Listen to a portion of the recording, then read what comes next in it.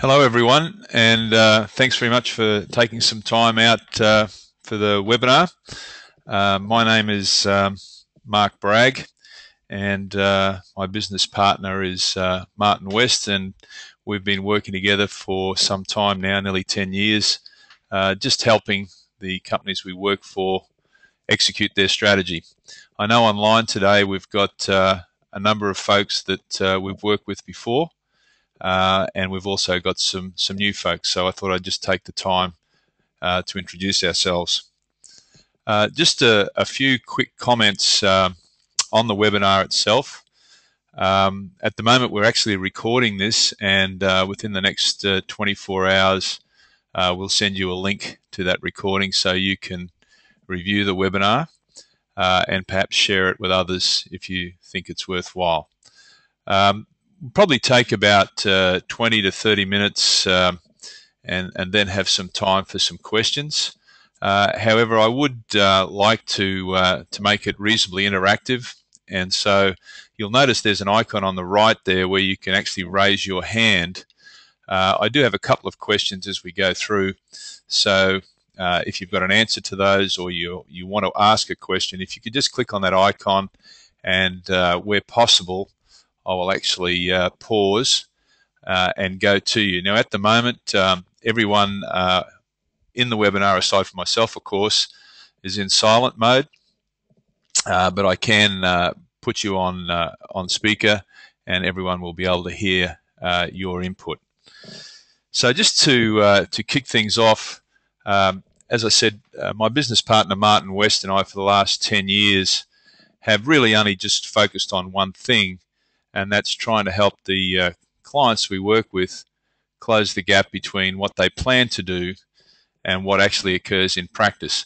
And I think it would be fair to say that most companies we work with actually do a pretty good job of planning. They spend a lot of time, effort, resources and money putting together their strategy or their plan.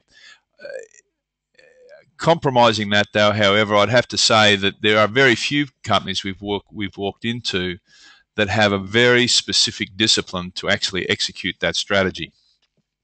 So what I'm going to share with you today is 6 lessons, and I'm just showing a little bit of some of the companies we've worked with. There's no actual specific industry that we've worked in.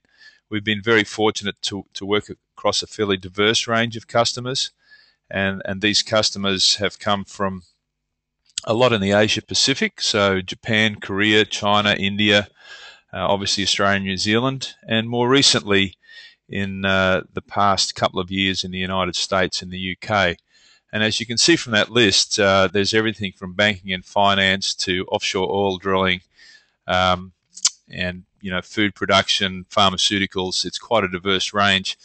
And so the lessons I'm going to share with you on what we call the execution gap pretty much have come from us observing our customers, and not just senior management teams but frontline teams. In fact, I would say we've probably spent about 70% of our time at the front line, because obviously when you're talking about executing a strategy, it's actually the frontline folks that are the ones that ultimately are responsible for trying to take the strategy and execute it. Now, I'm not going to spend too much time before I get into these 6 lessons. I'm not going to take too much time on research, but I just want to show you 2 pieces of research, and then I want to ask a question. This is probably typical of what you will find if you try and Google the execution of strategy. You'll find things like this, that companies only achieving about 63% of their expected results from their strategic plans. And much of the gap between expectation and performance is really down to the strategy being executed effectively. So what this is saying is that generally it's not to do with the quality of the strategy or how well it's been put together. It's more to do with how the strategy was executed. And another sort of interesting piece is that less than 15% of companies actually evaluate what they said they would do against what they actually did. And I think what this is saying, at least in our experience, is companies are really good at writing strategic documents. they're not quite so good at executing, and they're not quite so good of constantly evaluating how well that strategy is going, asking what's working, what's not working, what adjustments do we need to make. They're more likely at the end of a 12-month period to just write another strategy. So I'm sure on the line we've got a lot of folks that have had experience with this. And so my first question to you, and I might open up the mic shortly if one of you would like to raise your hand, but in your experience, why is it, you think, that companies don't execute as well as they might? What are the things that you've experienced that says, look, this has really caused us a problem, this is why we're not executing as well as we might? Just take 30 seconds. I'll give you some time to just think this through.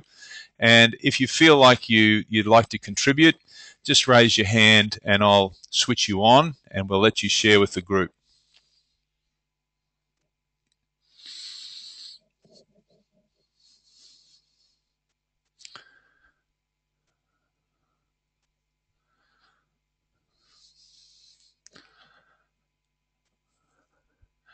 Okay, I'm just going to go to Rob Dawes and just ask him to perhaps share with us, Rob, some thoughts that you may have on this and things that have perhaps caused you some problems in the past. Yeah, Mark, a couple that come to mind for me. In my corporate agribusiness life, we really struggled to get the frontline team totally over what the company strategy was. So there wasn't real clarity in that frontline team where, as you just said, execution actually occurs with the strategy. And the second one that pops to mind for me, and probably one that we all can relate to, is that businesses generally have limited resources, whether they be limited cash, limited numbers of people, or limited time to dedicate to those key tasks. So just a couple that sort of spring to mind for me there. Terrific. Okay, I haven't seen any others raise your hand at this point, so that's fine. But what I might do is just start to take you through the 6 lessons that we've learnt in doing this. And as I said, these have really come from us observing companies, teams try to execute their strategy. And, you know, of these, I would say they're fairly simple and straightforward. But if you compromise any of them, you are really limiting your ability of your team or your department or your company to actually execute strategy effectively. They all go together. I don't think you can leave any one of them out. The very last one, though, which I'll get to, is the one that we feel is probably the most powerful. But let's start to work through them. As you'll see, these are not rocket science. They're fairly straightforward, but you'll probably also identify, perhaps in your group, where sometimes these lessons are compromised. First one is that you really need to keep things quite simple and straightforward. As soon as you start to complicate what it is you're trying to do, what your strategy is or what you want your people to accomplish, your ability to execute it starts to diminish rapidly. And we've learned over time that we can actually look at a strategic document, and if it reads a little bit complex, the chances of that being communicated effectively and clearly to the front line start to diminish rapidly. So I think one of the very first challenges is to try and simplify what it is you're trying to accomplish. So what I've attached to some of these lessons here is perhaps some suggestions that might help you guys in whether you're managing a team, a company, or a department, some things that might help. Obviously, firstly, try and keep your strategy simple and straightforward. I think the second thing is, if you do have a complex task, the idea is really to try and break that down as best you can. Break it down into simple steps. Make it very easy to communicate to the group of people you're working with so that they understand clearly what the steps are. And then the third thing is that if there is anything complex whatsoever about what you're trying to do, try and fix it. Now, I realize maybe some of you on the call here may have read Steve Jobs' book recently. And there's a quote in that on simplicity and keeping things simple. And he makes the valid point that it's not easy. It might seem easy here for me to just say, look, keep things simple. But sometimes you have to really work very, very hard to strip things away and break it down to make it simple and straightforward.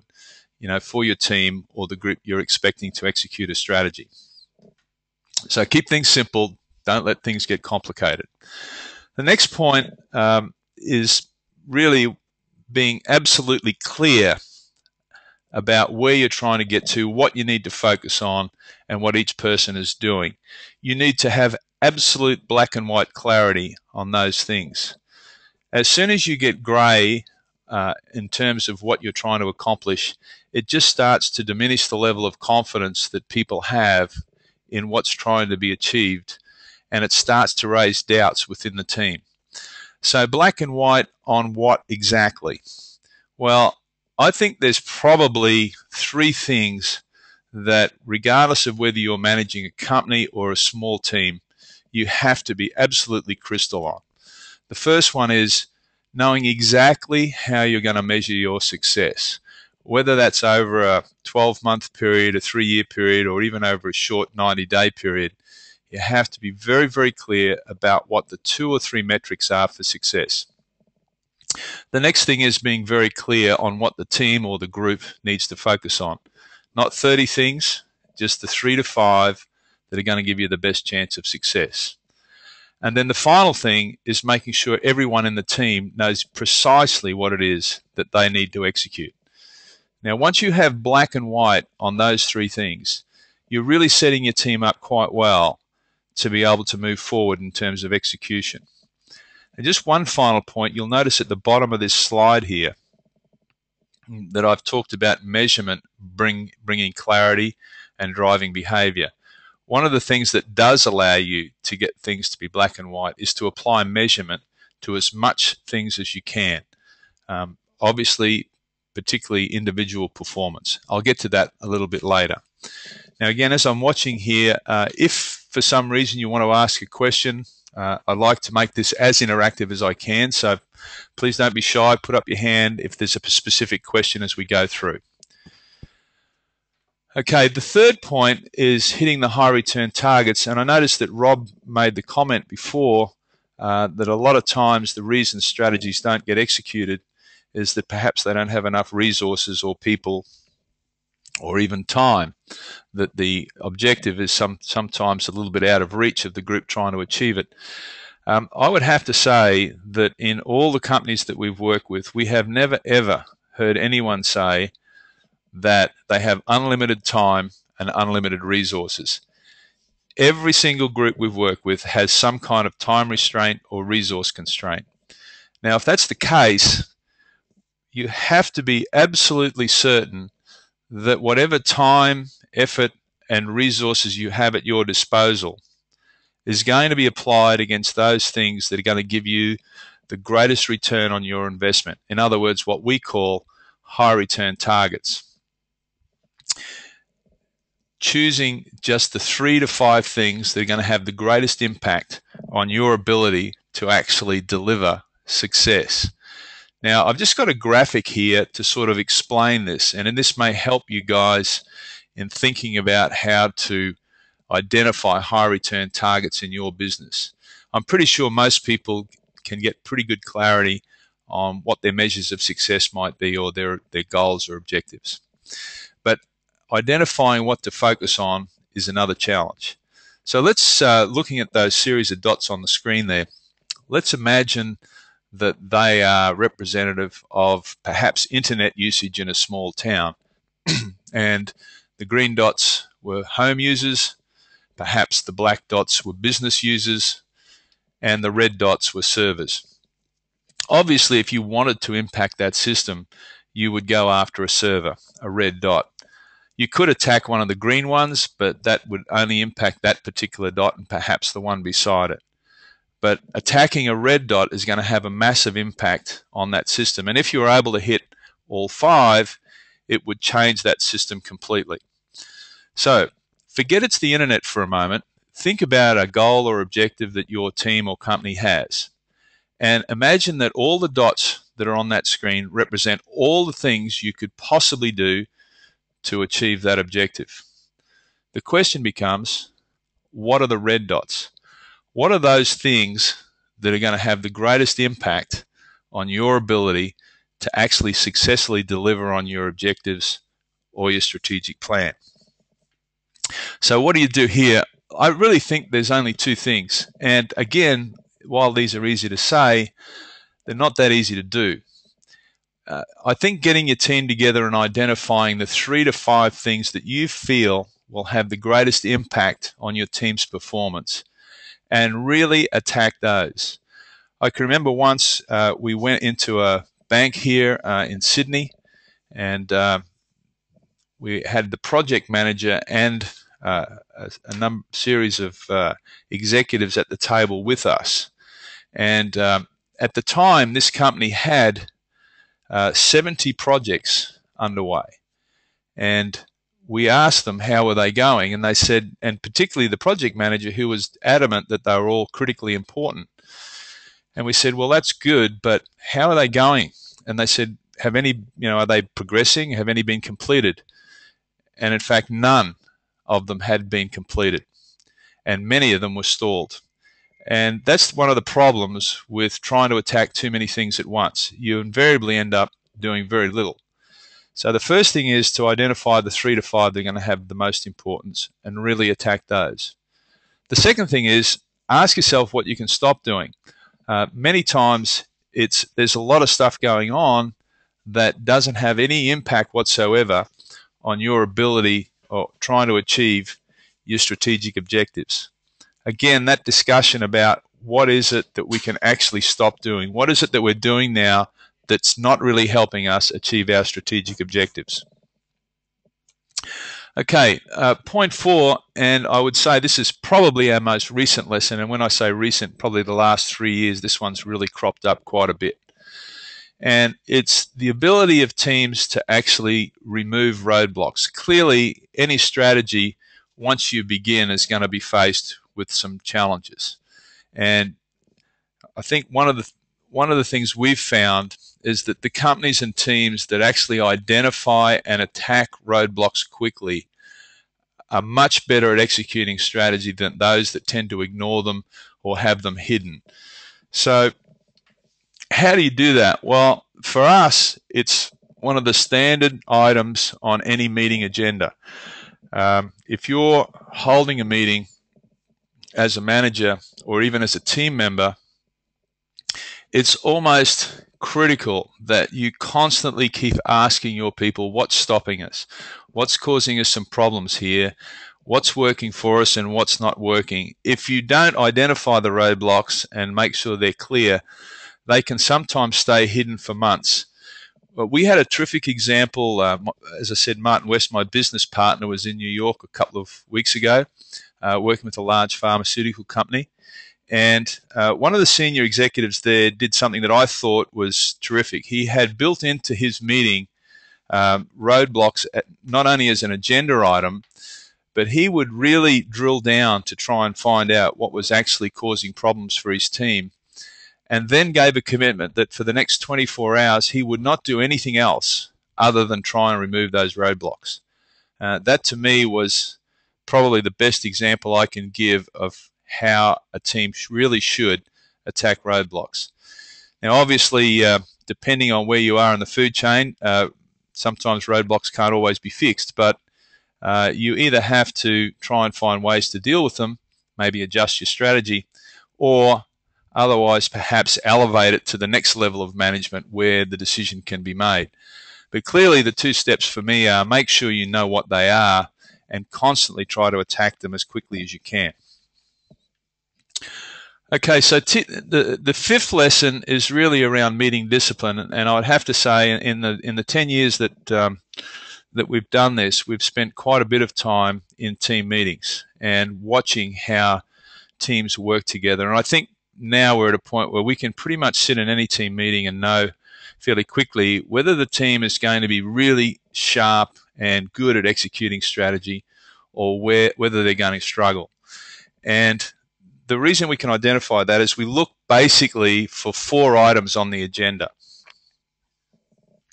And those items are these. Is there some very clear discussion on what progress is against the team objectives? In other words, is it clear what the team's trying to do? And do they know precisely where they are right now? That's the first one. The second one is each person around that table clear on what their individual contribution is, and can they report precisely on where they are now?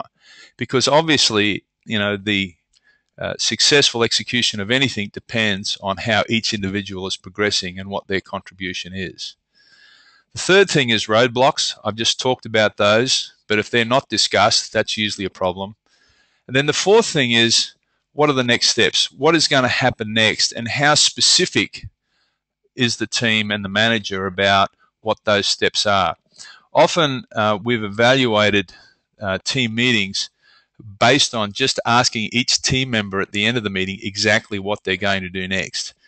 If that's clear and we get a straightforward answer to that from everyone around the table, it's generally been a pretty good meeting. But if folks walk out with a little bit of lack of clarity, or grey as we like to call it, that's generally a good indication that the meeting hasn't been quite as clear and as sharp as it should be.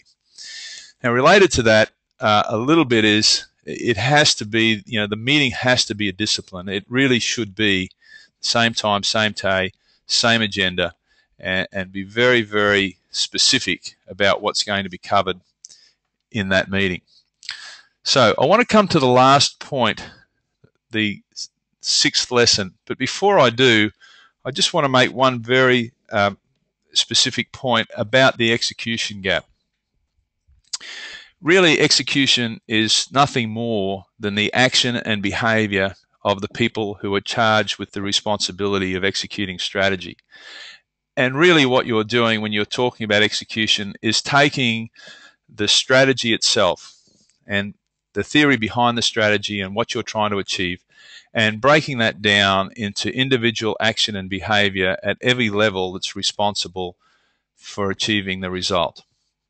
So having said that, my last lesson is on a thing called visibility. And to us, visibility on performance is one of the key drivers of improvement. Now, I've got a photo up there of the Olympic Games recently, and I'm sure most of you who've watched some events at the Olympic Games. And one of the things that struck me most about the Olympic Games was how many camera angles were on each individual performance. In many cases, there was up to 11 and 12 cameras focused on each performance. It gives complete visibility to what that athlete is doing. Nothing is missed. It's almost like the truth of the performance is laid out for everyone to see. And the athlete can't escape it. They're completely accountable for what they actually do in that performance. Now, rather than shy away from that degree of accountability, athletes actually embrace it.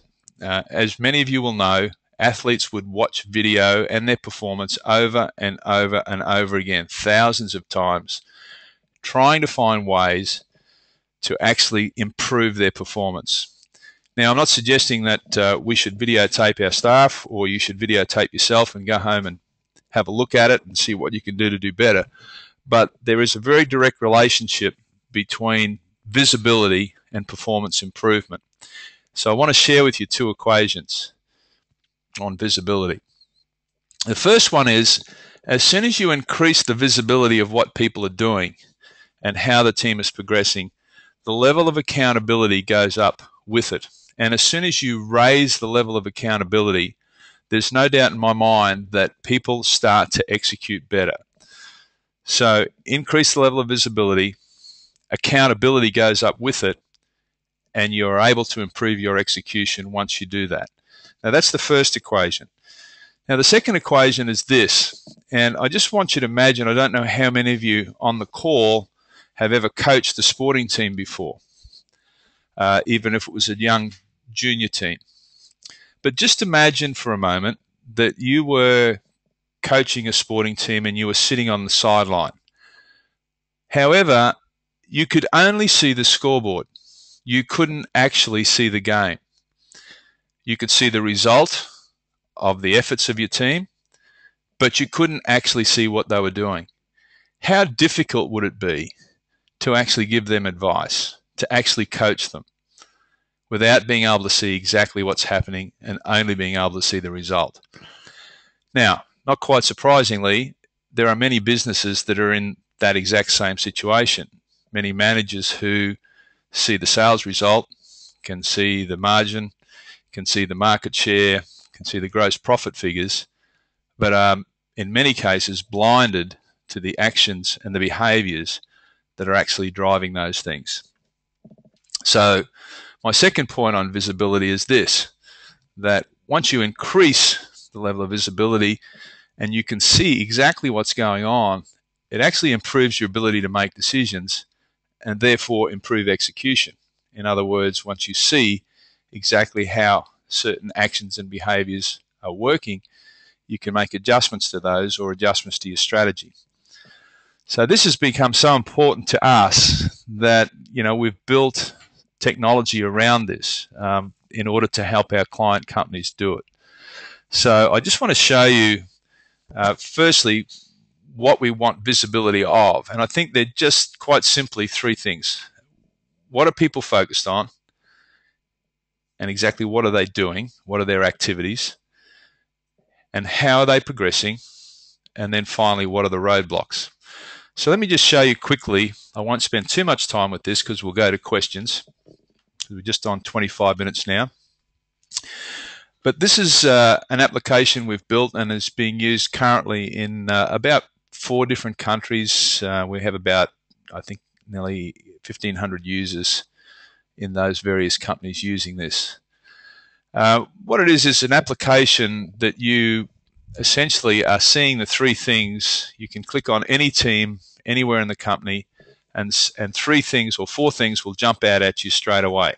Firstly, you'll know exactly what that team is focused on. You'll see at the top of the screen there what the 90-day goals are. Secondly, you'll see what the key activities or the high return targets are for that team. In this class, key accounts, A-class customers, promotional events, and sales training. And then thirdly, you'll see precisely what it is that each individual team member is focused on and how they're progressing. And with this application, you can actually move around any company, regardless of whether it's a company of 50 or a company of 5,000, and you can navigate from one team to the next. So we've just gone from north to the south team. If you wanted to see exactly what people are focused on, for example, who's focused on key accounts, it will show you pretty quickly who's focused on that and how much time and effort. You'll see on the pie chart there how much time and effort they're putting into it. Now you also see a word on each of those little business cards for each of the team members, and it shows you there, it has the word contract. Now that's a terminology that we use for what we call a 90-day contract. Now the 90-day contract basically shows you exactly what each person is focused on. You'll notice there's only 2 or 3 things down the left-hand side. In this case, key accounts, A-class customers, promotional events, and field visits. There's a bit of a weighting there in terms of the percentage. There's very short objective or what the expected result is or the steps involved. And then on the right-hand side, you'll see a target figure and the current figure. And those are obviously what the gentleman here is trying to achieve over a 90-day period and how he's progressing. So, but you can navigate pretty much to any team, anywhere quite quickly. And for us, this at this point is what we think brings great visibility to what each and every person is trying to do. And of course, you'll notice up on the right-hand side there, the roadblocks. So let's just do a quick recap and then I'll go to questions. The 6 key lessons: keeping things simple and straightforward, trying to remove any degree of complexity, getting black and white answers to 3 questions. How are we going to measure success? What do we need to focus on? What has each person got to do, got to execute? Third thing, focusing on high return targets, not necessarily trying to do 20 things, but focusing on the 3 to 5 that are going to have the greatest impact on performance. Removing roadblocks, making sure you've identified them quickly and you're able to deal with them in some way as rapidly as you can. Building a very structured meeting discipline that covers 4 fairly basic points. How are we progressing as a team? How is each individual progressing? What are the roadblocks? And specifically, what are we doing next? And then the final thing is visibility, making sure that you can see the game, making sure you can see the activities and behaviors that are actually driving performance. So I know I didn't have much luck other than Rob before with questions, but I might just go to questions now. And please just raise your hand if you have a question, and I'll make sure you open your mic up and you'll be able to ask it of myself, and maybe others may want to drop in as well.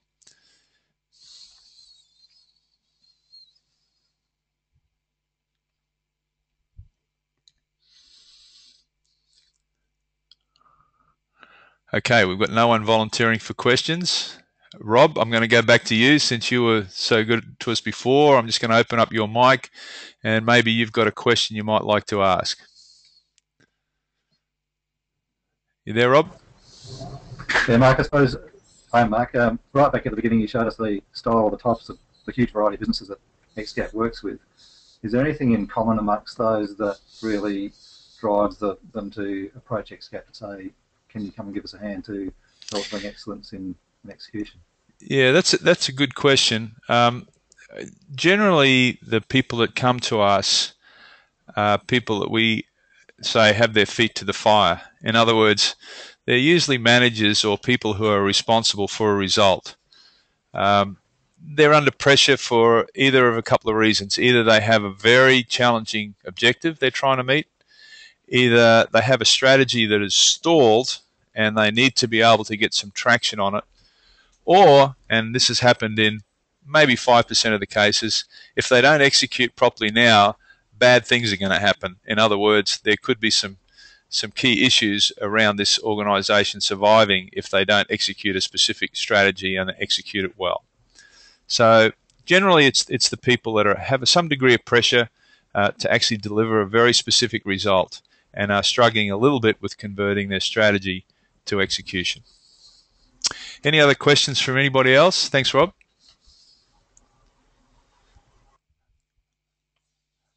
Okay, everyone. Look, I just thank you again for your time. As I said, we will be in touch with you. We'll just send you a short email that will have a link to this particular presentation.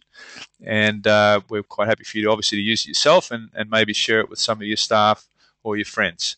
If you want to get in touch with us at any time, obviously the xgap.com, please feel free to either email us or give us a call. Thanks again for your time. Appreciate it.